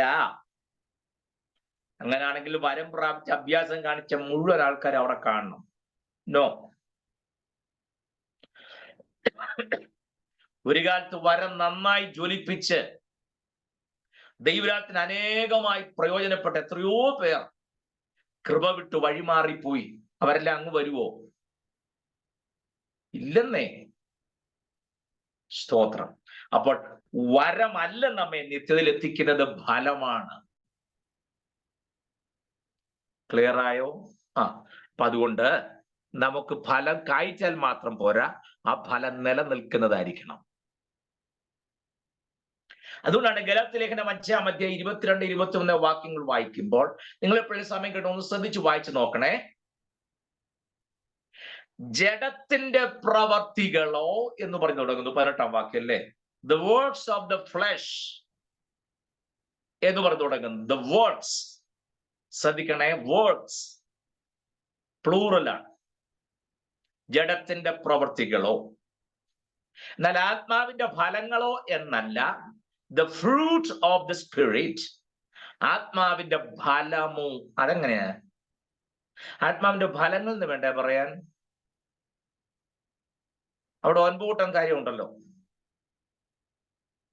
ഇല്ലേ? ഉണ്ട്. അങ്ങനെയാണെങ്കിൽ 9 ഉള്ളപ്പോൾ അത് ഫലങ്ങൾ എന്ന് പറയാതെ പിന്നെ ഫലം എന്ന് പറഞ്ഞതിന്റെ കാര്യം എന്നാ? മേളിൽ പറഞ്ഞപ്പോ ജഡത്തിന്റെ പ്രവർത്തികളോ ബഹുവചനം തന്നെ ഉപയോഗിച്ചു. താഴെ വന്നപ്പോൾ ആത്മാവിന്റെ ഫലങ്ങളോ എന്ന് പറയുന്നത് ആത്മാവിന്റെ ഫലമോ എന്ന് പറഞ്ഞതിന്റെ കാരണം എന്താ? ഈ 9 കൂടെ ചേരുമ്പോഴേ ഫലമാവൂ. അതാണ് കാരണം. ഒരെണ്ണം മാത്രം ഉണ്ടെങ്കിൽ ഫലമുണ്ടെന്ന് പറഞ്ഞ് ചാടരുത്. ഏതാണ്ട് ഒരു ശാലം ചൂട് കിട്ടിയെന്ന് പറഞ്ഞ് ഇറങ്ങരുതെന്ന ഞാൻ ഈ പറഞ്ഞു. സ്നേഹം മാത്രം പോരാ, സ്നേഹമൊക്കെ കാണുമായിരിക്കും.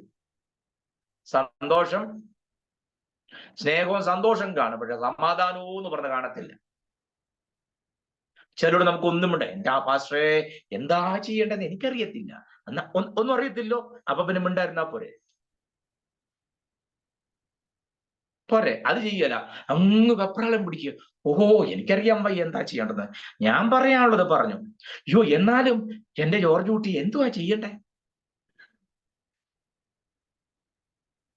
ചില അങ്ങനെ ഒരു കാര്യം മുഴുവൻ പറഞ്ഞ് കേൾക്കാൻ സമ്മതിക്കില്ല, അതിനുമ്പോ ബഹളം വെക്കും. ശരിയല്ലേ? പണ്ടൊരു സാറ് പറഞ്ഞ പോലെ ഈ ചില സഹോദരിമാർ എന്തെങ്കിലും കാര്യം ഭർത്താക്കന്മാരോട് പറയുമ്പം അവര് കേട്ടാലും വലിയ വിഷയമൊന്നും ആക്കുകയില്ല. ഇപ്പൊ ഭാര്യമാർക്ക് സഹോദരിമാർക്ക് പൊതുവെ അത് അത്ര സുഖമുള്ള ഏർപ്പാടല്ല. അവർക്ക് ആവശ്യം എന്നറിയാം, എന്തെങ്കിലും പറയുമ്പോൾ ഉടനെ നമ്മൾ അതിന് പെട്ടെന്ന് റിയാക്ട് ചെയ്ത് ഉടനെ അവർക്ക് ഭയങ്കര സന്തോഷമാണ് അല്ലേ. ഞങ്ങളുടെ സാറ് മുമ്പൊരിക്കൽ പറഞ്ഞ് ഞാൻ ഓർക്കുന്നു, നമ്മുടെ കുടുംബം സന്തോഷമായിട്ട് പോകുന്ന ഒറ്റക്കാരില്ല, ഇവരെന്ത് പറഞ്ഞിട്ട് ഉടനെ നമ്മൾ അങ്ങ് ഞെട്ടിയേക്കണം, രക്ഷപ്പെട്ടെന്ന്. ഇപ്പം ഗ്യാസ് തീർന്നു പറഞ്ഞ ഗ്യാസ് തീർന്നോ? ഇപ്പൊ വണ്ടി എടുക്ക് പോകാം. അല്ല ഒരെണ്ണം ഇരിപ്പുണ്ടോ? ഒരെണ്ണം തീർന്നേ ഉള്ളൂ, ഞാൻ ഇപ്പൊ പറഞ്ഞേ ഉള്ളൂ. എന്ത് ആശ്വാസമായി. അച്ഛാ ഗ്യാസ് തീർന്നു കേട്ടോ, ഈ പുള്ളി മിണ്ടാതിരിക്കുകയാണെങ്കിൽ അല്ലേലും ഇവിടെ ഞാൻ കിടന്ന് വായിട്ട് തൊള്ള തുളയ്ക്കാന്നുള്ളതല്ലാതെ എന്തോ ഗുണമുണ്ട്? എന്ത് കേട്ടാലും കാറ്റ് കരിങ്കല്ലിന് കാറ്റ് പിടിക്കുന്ന ഇരിക്കല്ലേ മനുഷ്യ എന്ന് പറഞ്ഞാൽ ഒറ്റ ദിവസം പോകാൻ അത് മതി. അതിന് പകരം 2 സെക്കൻഡ് കൊണ്ട് ശാന്തമാക്കാം. ഗ്യാസ് തീർന്നപ്പം തീർന്നോ, ഇപ്പൊ തന്നെ വിളിക്കാം, എടുക്ക് വണ്ടി എന്ന് പറഞ്ഞ അച്ഛാ ഉണ്ട് അച്ഛാ ഒരെണ്ണം ഇരിപ്പുണ്ടല്ലോ, ഒരെണ്ണം തീർന്നേ ഉള്ളൂ. കണ്ടോ അന്തരീക്ഷം എന്ത് ശാന്തമായി. അതേ സ്ഥാനത്ത് കേൾക്കാത്ത പോലെ ഇരിക്കുകയാണെങ്കിലോ മറ്റേ കുറ്റി എടുക്കുന്ന ശബ്ദമൊക്കെ നമുക്ക് ഇനി അറ്റത്തുനിന്നേ കേൾക്കാം. സ്റ്റോറിൽ നിന്ന് ഫുൾ നിറഞ്ഞിരിക്കുന്ന കുറ്റി എടുത്ത് ഇപ്പുറത്തെ ഡോറയിലൊന്ന് ഇടിച്ചു, ഇപ്പുറത്ത് കൊണ്ടുവന്നു, ആ കണക്ടർ ഇട്ട് കിടുകിട കണ്ട് ഇളക്കിളക്കി അല്ലേ. എന്നിട്ട് പിന്നെ ഇത് പിടിപ്പിച്ച് കഴിഞ്ഞിട്ടും ആ ദേഷ്യത്തിന് ലൈറ്റർ കത്തിച്ച കത്തുവോ? പിന്നെ അതെടുത്തൊന്ന് എറിയുന്നു. ഇതൊന്നും 2 ലോകമഹായുദ്ധം കഴിഞ്ഞതുകൊണ്ട് 3ാമതൊരു യുദ്ധം ഒഴിവാക്കാൻ നമ്മൾ ഇങ്ങനെ റിയാക്ട് ചെയ്താൽ മതി. അന്തരീക്ഷം എത്ര ശാന്തമായിട്ട് പോകുമല്ലേ. ഞാൻ പറഞ്ഞത് മനസ്സിലാണെന്ന് വിശ്വസിക്കുന്നു. പോട്ടെ, ഞാൻ പറഞ്ഞതെല്ലാം മായ്ച്ചു കളഞ്ഞേരും, അതിന്റെ പുറകെ പോകാൻ തല്ല ഞാൻ പറഞ്ഞത്. അപ്പോൾ ഫലം എന്ന് പറഞ്ഞാൽ സ്നേഹം മാത്രം പോരാ, സന്തോഷം മാത്രം പോരാ, സമാധാനം മാത്രം പോരാ. ഈ ആത്മാവിന്റെ ഫലം ഉള്ളവന്റെ ഗുണമാണിത്. അവൻ സ്നേഹമുള്ളവനായിരിക്കും, അവൻ ഏത് വിഷയത്തിനും സന്തോഷിക്കും, അവൻ ജീവിത സമാധാനം കാണും. പിന്നെ ഈ 9 കൂട്ടം കാനുള്ളവന്റെ ഫോട്ടോ ഒന്നും ഫ്ലെക്സിനകത്ത് കാണുകയില്ല കേട്ടോ. അങ്ങനൊരു പ്രശ്നമുണ്ട്. അവൻ മയക്കും പിടിച്ചുകൊണ്ടിരിക്കുന്ന ഫോട്ടോ ഒന്നും ഫ്ലെക്സിനകത്ത് കാണുകയില്ല. പക്ഷെ ജീവിതം കാണാം. മനസ്സിലായോ? സ്നേഹവും സന്തോഷവും സമാധാനവും ദീർഘക്ഷമ. നല്ലൊരു പദമൊക്കെയാ, പക്ഷെ നമുക്ക് ഗുണമില്ലെന്നേ ഉള്ളൂ. ദീർഘക്ഷമ, ദയ, പരോപകാരം. നമുക്ക് പ്രയോജനം ഇല്ലെങ്കിൽ അത് വേറൊരാൾക്ക് പ്രയോജനപ്പെടുന്നതാണെങ്കിൽ ചൂണ്ടിക്കാണിക്കുന്ന കുഴപ്പം വല്ലതും ഉണ്ടോ? എടാ, നമുക്ക് ചോറ് കൊടുക്കാൻ ശേഷിയില്ല, സമ്മതിച്ചു. അവിടെ ചെന്നാൽ ചോറ് കിട്ടുമെന്ന് പറയാൻ നമ്മളെ കൊണ്ട് പറ്റുകയല്ലേ? അത് ചെയ്യല. പണ്ടൊരാള് പ്രാർത്ഥിച്ചു, എന്നെ അവനെ പോലെ ആക്കണമെന്ന്. പിന്നെ പെട്ടെന്ന് പുള്ളി തിരിച്ച് പ്രാർത്ഥിച്ചു, അല്ലെങ്കിൽ എന്നെ അവനെ പോലെ ആക്കണമെന്ന് പ്രാർത്ഥിച്ച് പുള്ളി പെട്ടെന്ന് തിരുത്തി, അല്ലെങ്കിൽ അവനെ എന്നെ പോലെ ആക്കിയാലും മതിയെന്ന്. കാരണം എന്നാലും ഇവനും കൂടെ രക്ഷപ്പെടണമെന്നുള്ള ചിന്തയില്ല. എങ്ങനെയുണ്ട്? സ്തോത്രം. പരോപകാരം. ദൈവമേ, പിതാവായ ദൈവത്തോടും പുത്രനായ കർത്താവിനോടും നമ്മൾ എങ്ങനെ ഇതിനൊക്കെ കടം വിട്ടു ഞാൻ പലപ്പോഴും ഓർക്കാറുണ്ട്. കൂട്ടുവിശ്വാസിക്ക് ഒരു ഉപകാരം ചെയ്യാത്തവനാ. അങ്ങോട്ട് പാട്ട് തുടങ്ങി 5ാമത്തെ ലൈൻ ആകുമ്പോഴത്തേന് പുള്ളി പിടിച്ചാൽ കിട്ടുകയല്ല, 3 കസേര ഓടിച്ചായിരിക്കുന്നു. ആരത്തെ കൈക്ക് ഉപ്പ് തീർക്കുകയല്ലെങ്കിലും തുള്ളലിന് യാതൊരു കുറവുമില്ല. സ്തോത്രം. പലപ്പോഴും കർത്താവ് ഇതെല്ലാം കണ്ട്, ദൈവമേ ഇവനൊക്കെ വേണ്ടിയിട്ടാണല്ലോ ഞാൻ എൻ്റെ പ്രാണം കളഞ്ഞെന്നോർത്ത് അദ്ദേഹവും വിഷമിച്ചിരിക്കുക. ദൈവമക്കളുടെ കാര്യം പറഞ്ഞ, പുറത്തുള്ളവരുടെ കാര്യമല്ല പറഞ്ഞു. മനസ്സിലായ? ഏത് കാര്യത്തിലും വിശ്വസ്തത.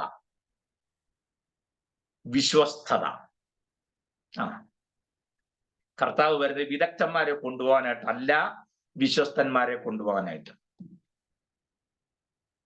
മനസ്സിലാകുന്നോ? സ്തോത്രം. അതെല്ലാം തമ്പുരാന്റെ സ്കെയില് വെച്ച് അളക്കുമ്പോഴാ നമ്മൾ ഈ കുഴയുന്നത്. സ്തോത്രം. ഏതെല്ലാം കാര്യത്തിൽ നമ്മൾ വിശ്വസ്തത പാലിച്ചു, ഏതെല്ലാം വിഷയത്തിൽ അവിശ്വസ്തരായി എന്നൊക്കെ സ്വയശോധനയിൽ എപ്പോഴും നന്നായിരിക്കും. സൗമ്യത. സമസ്ത മേഖലയിലും ഒരു ദൈവത്തിന്റെ മുഖമുദ്രയായിരിക്കണം സൗമ്യത.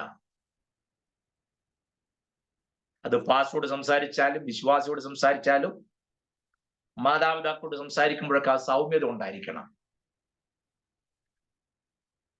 അനങ്ങാൻ പോലും വയ്യാതെ കിടക്കുന്ന അപ്പൻ അവിടെ കിടന്നുകൊണ്ട് ഇറങ്ങിപ്പോകുമ്പോ, എവിടെ പോവുകയാടി? അറിഞ്ഞിട്ടിപ്പോ എന്താ? ഉണ്ടാതെ അവിടെ എങ്ങാനും കിടന്നോണം. ഞാൻ പരിക്കാത്തിരുന്ന കാര്യം നടക്കുമോ? ഓർഡർ ഞാൻ പോയല്ലേ ഒക്കൂ. അത് വേണം ഇത് വേണമെന്ന് പറഞ്ഞ ഇതെവിടുന്നാ നിങ്ങൾക്കറിയാവോ? മുടിഞ്ഞു മുണ്ടക്കോല് വെക്കാൻ തുടങ്ങുന്ന ലക്ഷണമായി ഇതൊക്കെ. മനസ്സിലാകുന്നുണ്ടോ? അത് ചോദിക്കാൻ നീ ഇടം കൊടുക്കരുത്. മര്യാദ ഉള്ളവനാണെന്നുണ്ടെങ്കിൽ ചെന്ന് അങ്ങോട്ട് പറയണം, അപ്പച്ചാ ഞാൻ ഇന്നടുത്ത് ഇന്ന കാര്യത്തിന് പോവാണ് കേട്ടോ, സന്തോഷമായിട്ടിരിക്കണേ. ഞാൻ ഇപ്പോ ഓടിഞ്ഞു വന്നോളാം, വണ്ടിക്കല്ലോ പോകുന്നത്, പെട്ടെന്ന് ഇഞ്ഞി വരും, പോയി കാര്യം സാധിച്ച്, ഇല്ല ഞാൻ എന്നെ കണ്ടു മുന്നേ കൊണ്ട് ബഹളമൊന്നും വെക്കരുത് എന്നൊക്കെ വയ്യാതെ കിടക്കുന്ന, പ്രായാധിക്യത്തിൽ കിടക്കുന്ന മാതാപിതാക്കളുടെ ഉള്ളിലെ ആകാംക്ഷ കൊണ്ട് ചോദിക്കുമ്പോൾ അവരെ വിഴുങ്ങാൻ ചെല്ലുന്ന രീതിയിൽ, ആരെ വിഴുങ്ങേണ്ടുന്ന അലർന്ന സിംഹം പോലെ നീ പിതാവിന്റെ മാതാവിന്റെ ആയിക്കോട്ട് ചെല്ലരുത്. മനസ്സിലാവുന്നുണ്ടോ? ഇതൊക്കെ ഏത് പ്രവാചകന് വെളിപ്പെടാനായിട്ടാ? കട്ടിലേ കിടന്നുകൊണ്ട് ആ പുള്ളിക്കാരൻ ശ്വാസം വലിക്കുക. കാരണം ഇവിടെ സ്വഭാവം അത്ര രീതിയില്ല. അതൊന്നും ദൈവാത്മ വെളിപ്പെടുത്തുകയല്ല. പിന്നെയും തലയെ കുലുക്കിക്കൊണ്ട് പറയും, നീ ഇതുവരെ കണ്ടിട്ടില്ലാത്ത ചില നന്മകളുടെ വഴികൾ. അപ്പൻ അന്നേരം അറിയാം ഇവിടെ മിക്കവാറും നന്മ പ്രാപിക്കുന്നത്. പ്രവാചകൻ പോയി കഴിയുമ്പോൾ ഈ പാട്ട പാടും, നന്മ പ്രാപിക്കും തിന്മ തൊടുകയില്ല. ഈ പാട്ട പിന്നെ പാടുകയും ചെയ്യുള്ളൂ. നല്ലതാ, പാട്ടൊക്കെ പാടിക്കൊണ്ടൊക്കെ നടന്നു, പരിവോക്കെ തന്നെ ഉള്ളൂ. മനസ്സിലാകുന്നുണ്ടോ? എല്ലാറ്റും ഉപരി ഏറ്റവും കൂടുതലൊരു സാധനമുണ്ട്, ഇന്ദ്രിയ ജയം.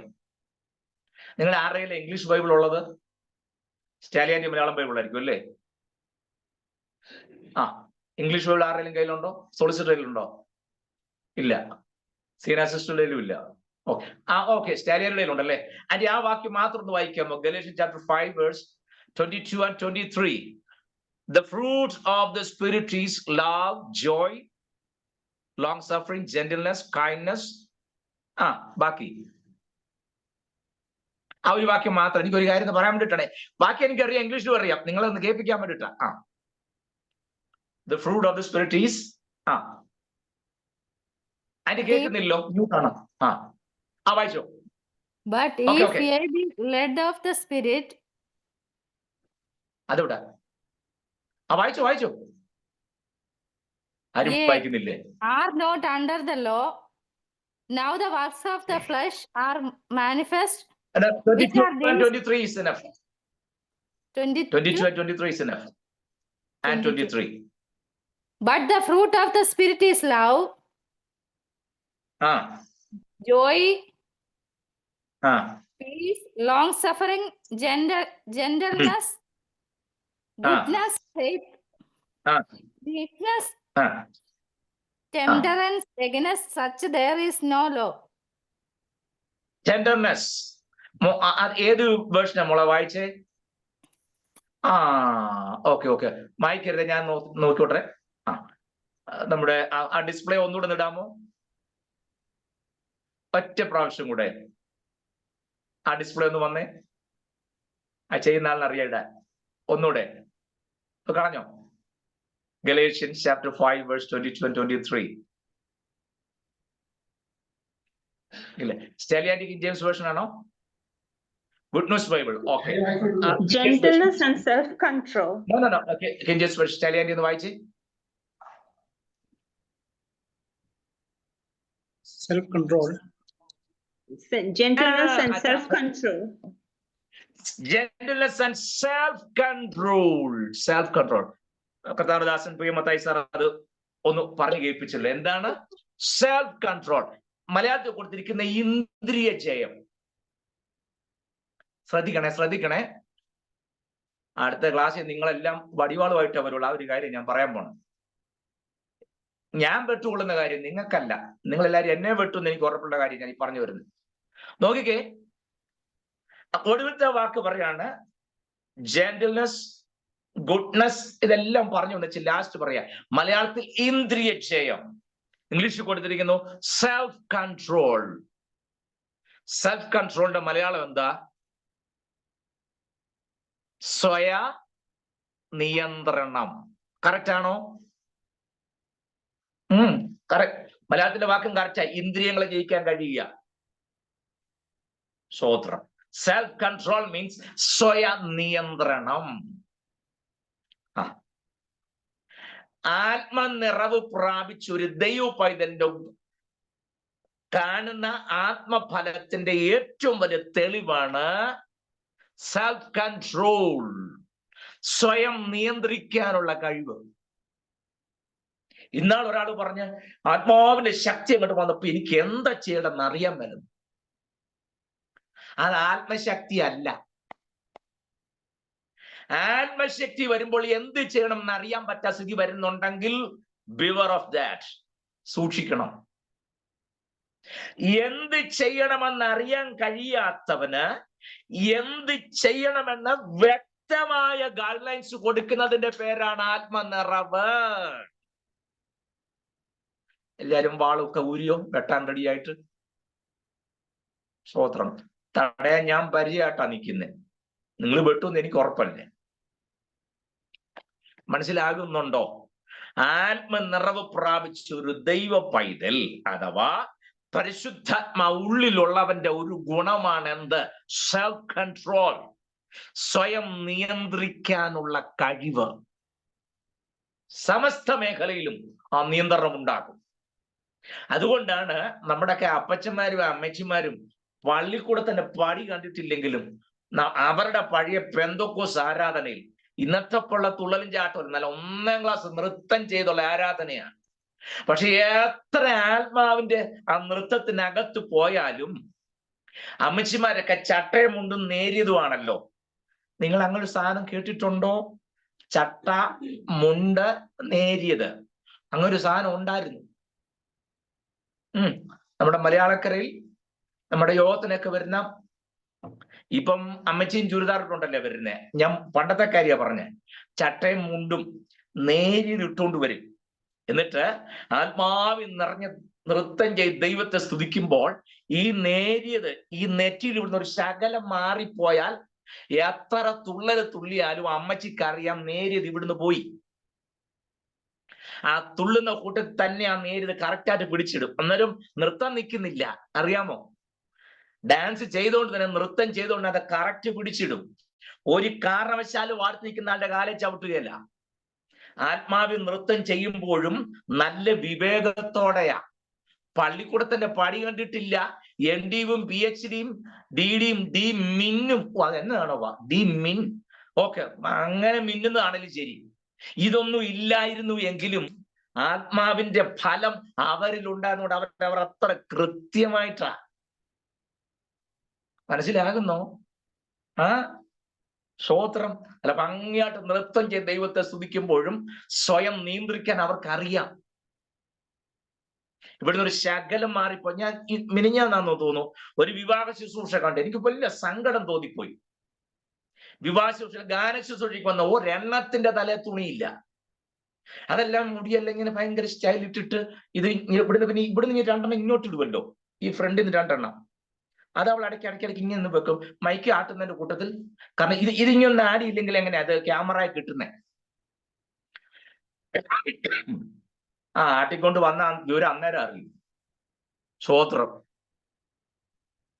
മനസ്സിലാകുന്നോ ഞാൻ പറഞ്ഞേ? ഇങ്ങനെയൊക്കെ ഒരു ചിന്തയുണ്ട്. ഉപദേശിമാർക്ക് ഇതൊക്കെ കാണുമ്പോൾ ഏതാണ്ട് അസൂയ. അതൊക്കെ അങ്ങനെയൊക്കെ വേണ്ടേ, ആയിക്കോട്ടെ. അത് സ്റ്റേജിന് വെളി, ദൈവസന്നിധിയിൽ പാടില്ല.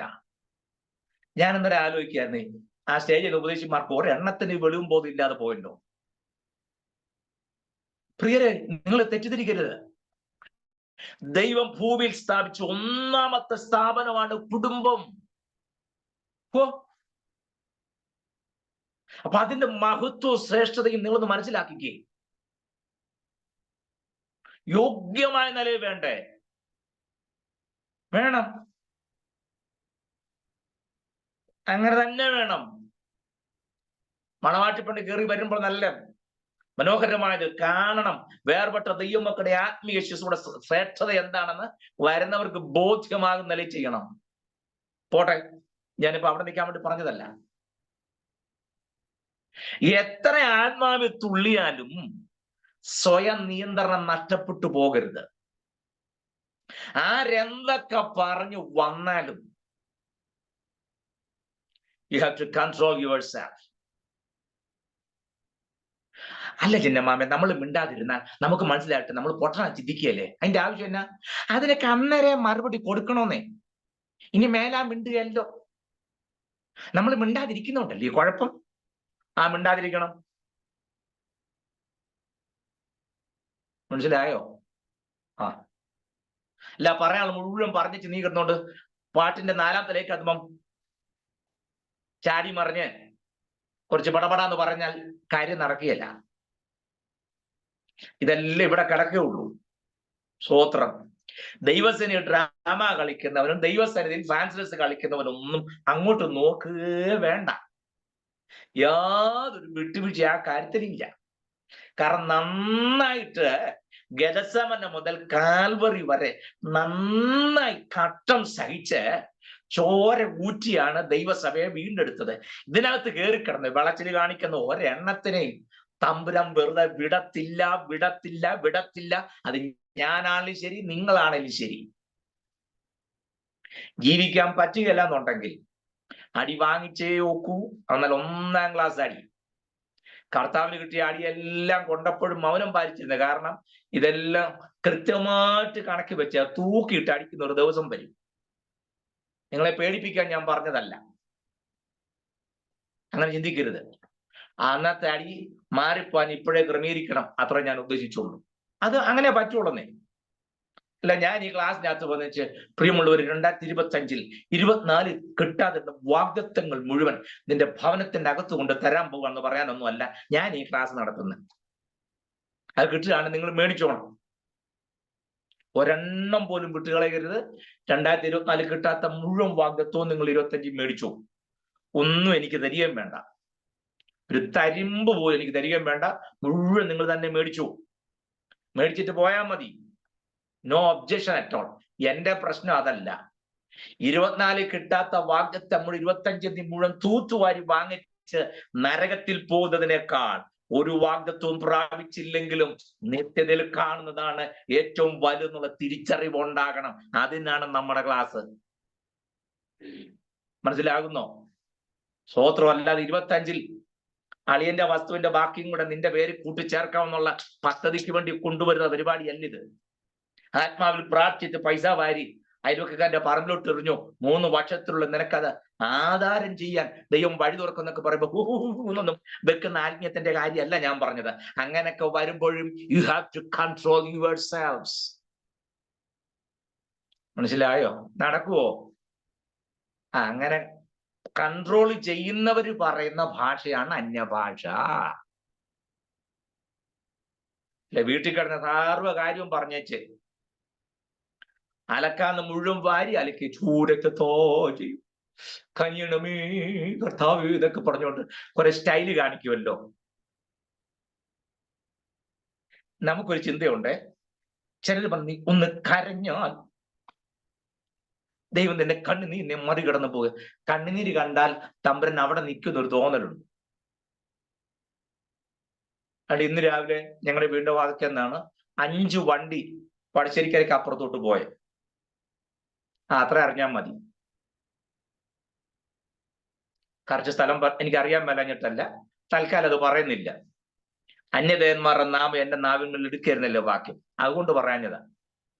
പടശ്ശേരിക്കര നേരെ കിഴക്കോട്ട് പിന്നെ കുറച്ചുകൂടെ പോകണം. അതിന് പോയത് 5 വണ്ടി വീടിന്റെ ഫ്രണ്ടിൽ നിന്ന് പോയി. അപ്പൊ അത് പറയണ്ടല്ല, ആ പോയ ആൾക്കാരെ യാത്ര അയക്കാനും വന്നവരുടെ കണ്ണുനീരൊന്ന് കാണും. എല്ലാവരും കരഞ്ഞും പിഴിഞ്ഞും അയ്യോ തിരിച്ചു പോകുന്ന കണ്ടപ്പോ ഞാൻ അന്തം വിട്ട് നിൽക്കുക. ഇതെന്തോ നിലപാടാന്ന് പറഞ്ഞു. അവരുടെ ദൈവത്തെ കാണാൻ പോകുന്നതിന് ഇവിടുന്ന് കെട്ടും നിറച്ച ആൾക്കാർ പോവാ. യാത്ര അയച്ചവരുടെ കണ്ണുനീരൊന്ന് കാണണം. നമുക്കിടയിലുണ്ട് അങ്ങനെ ഒരു ചിന്ത. ശരി, കണ്ണുനീര് ഒഴിക്കാൽ കണ്ണുനീരിനകത്ത് ദൈവത്തെ ഒതുക്കാവുന്ന ഒരു ചിന്തയുണ്ട്. കണ്ണുനീരല്ല, നീ അവിടെ കിടന്ന് തല കുത്തി മറിഞ്ഞാലും അങ്ങനെ ഇളകുന്നവനല്ല നമ്മുടെ കർത്താവ്. മനസ്സിലാകുന്നുണ്ടോ? ജീവിതത്തിന്റെ സമസ്ത മേഖലയിലും അപ്പോഴപ്പോഴെ സ്കാനിങ് നടന്നുകൊണ്ടിരിക്കുകയല്ലേ. സ്തോത്രം. പിന്നെ വളരെ സ്ക്രൂട്ടനൈസ് ചെയ്തുള്ള സ്കാനിങ് നടന്നുകൊണ്ടിരിക്കുന്നേ. അതുകൊണ്ടാണ് ഈ വിളച്ചിലും വിക്രമോട് നടക്കുകയല്ല, ജീവിതം കൊണ്ട് തെളിയിക്കല്ല, വേറെ യാതൊരു വഴിയില്ല. നിങ്ങൾ ഇന്നത്തെ ക്ലാസ്സിൽ ആപ്പാടെ വിഷമിച്ചോ? 2 ആഴ്ച വരാതിരുന്നേച്ച് 3-ാമത്തെ ആഴ്ച വന്നപ്പം ഞങ്ങളെ നിലത്തും ഭൂമി നിർത്താത്ത രീതിയിലാണ്. ഇന്ന് നിർത്തുന്നില്ല. നിലത്തും ഭൂമി നിർത്തിയ കാര്യം നടക്കില്ല. അതുകൊണ്ടാ ഇങ്ങനെ പറഞ്ഞാൽ ഉക്കുള്ളു പ്രിയരെ.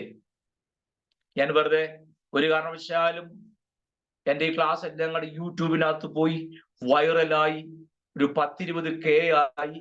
നോ, 1 Kയും വരരുത്. ഒറ്റ കെയും എനിക്ക് വേണ്ട, ഒറ്റ സ്പ്രെഡും ആകണ്ട, വൈറലും ആകണ്ട. പക്ഷെ ഒറ്റ കാര്യത്തിൽ ഞാൻ സീരിയസാ. ഈ ക്ലാസ്സിൽ പങ്കെടുക്കുന്ന നിങ്ങളെല്ലാവരും നിത്യത എന്ന വിഷയത്തിൽ നിങ്ങൾ മേക്ക് ഷുവർ ചെയ്തേ പറ്റൂ. ആ ഒരൊറ്റ വിഷയമുള്ളൂ ഇവിടെ. അല്ല, ഞാൻ ഏതാണ്ട് ഒരു സംഗീത മനോഭാവമുള്ള വ്യക്തി ആയതുകൊണ്ടല്ല. പേരിനും പെരുമയ്ക്കും ആരെങ്കിലും 10 പേര് എന്നെ കുറിച്ച് പറഞ്ഞ് കേൾക്കുമ്പോഴേ എനിക്ക് അങ്കലാളിപ്പാണ്. അങ്ങനെയൊന്നും മനുഷ്യൻ നമ്മളെ പുകഴ്ത്താൻ അവസരം കൊടുക്കരുത്. അങ്ങേയറ്റം പ്രാർത്ഥിക്കുകയും അതിനോട് ശ്രമിക്കുകയും ചെയ്തൊരു വ്യക്തിയാണ് ഞാൻ. മനുഷ്യൻ നമ്മളെ പുകഴ്ത്തരുത്. മനസ്സിലായല്ലോ? അവൻ ദൈവത്തിന് മഹത്വം കൊടുക്കായകയാൽ ദൈവത്തിന്റെ ദൂതൻ അവനെ അടിച്ചു, ഹെരോദാവിനെ. ഇത് ദൈവം തമ്പുരാൻ പറഞ്ഞൊരു ദേവനെ പോലിരിക്കുന്നു, എത്ര മഹാൻ എന്നൊക്കെ പറയുമ്പോൾ അവനെ വിലക്കണമായിരുന്നു. നമ്മളെ കുറിച്ച് ഒരാൾ അയ്യോ കൊള്ളാൻ കണ്ടോ, ഇന്ന് വരെ കേട്ടിട്ടില്ല, ഭയങ്കര പോയിന്റ് എന്നാ ക്ലാസ് അതിന്റെ പാസ്റ്റ് എന്നൊക്കെ പറഞ്ഞു പൊക്കുമ്പോൾ സ്റ്റോപ്പ് ഇറ്റ്, കട്ട് ഇറ്റ് എന്ന് പറയാനുള്ള ആർജവം നമുക്കുണ്ടാകണം. വേണ്ട വേണ്ട, മഹത്വം ദൈവത്തിനു മാത്രം, മഹത്വം ദൈവത്തിനു മാത്രം. ഉറപ്പാക്കണം. നമ്മൾ ആരും കൈവിടപ്പെട്ടു പോകാൻ പാടില്ല. നിത്യതയാണ് ഏറ്റവും വലുത്. അങ്ങോട്ട് പോകുന്നതിൽ നമ്മുടെ പോകുന്നത് വരെ, കൊണ്ടുപോകുന്നത് വരെ നമ്മളിവിടെ എങ്ങനെ നിൽക്കുന്നു എന്നുള്ളത് ദൈവത്തിന്റെ വിഷയമാണ്. ക്ലിയർ ആകുന്നുണ്ടോ? നിത്യയിലേക്ക് കൊണ്ടുപോകുന്ന നാൾ വരെ ഈ ഭൂമിയിലായിരിക്കുന്നിടത്തോളം കാലം അവൻ നമ്മിൽ നിന്ന് പ്രതീക്ഷിച്ച ചില കാര്യങ്ങളുണ്ട്. ആ കാര്യത്തെക്കുറിച്ചാണ് നമ്മൾ ഇപ്പോൾ ചർച്ച ചെയ്യുന്നത്. സമയം കഴിഞ്ഞു, എന്റെ വാക്കുകൾക്ക് വിരാമം കുറിക്കുന്നു. മറന്നു പോകരുത്, ശിശുവിനോട് ഉപമിച്ചിട്ടുണ്ട്, കെട്ടിടത്തോട് ഉപമിച്ചിട്ടുണ്ട്, നട്ടിരിക്കുന്ന വൃക്ഷത്തോട് ഉപമിച്ചിട്ടുണ്ട്. ബാക്കി കാര്യങ്ങൾ ദൈവം വെച്ച് നമുക്ക് അടുത്ത ക്ലാസ്സിൽ പഠിക്കാം. അതുവരെയും ദൈവ അവിടങ്ങളായി നമ്മെ സൂക്ഷിക്കും പരിപാലിക്കും ചെയ്യട്ടെ എന്ന് ഓർപ്പിച്ചുകൊണ്ട് എന്റെ വാക്കുകൾക്ക് വിരാമം കുറിക്കുന്നു. ദൈവം നമ്മെ എല്ലാവരെയും അനുഗ്രഹിക്കുമാറാകട്ടെ. Thank you.